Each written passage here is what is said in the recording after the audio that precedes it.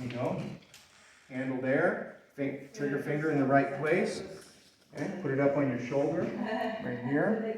Okay. Your left thumb will do the safety right there. Right now? Up, yeah, flip it. I'll just show you. Flip it. Push it down harder. Okay. That's shoot. Push it the other way. That's Yeah, you're fine. safe. Yep, you're good. Okay. Look through here. You'll see a red dot. You want to try to lean forward a little bit.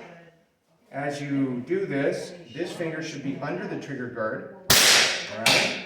And then when you're ready, you flip that button to fire, and then you put your finger on the trigger and slowly squeeze your trigger. You have 5 shots. It's all you.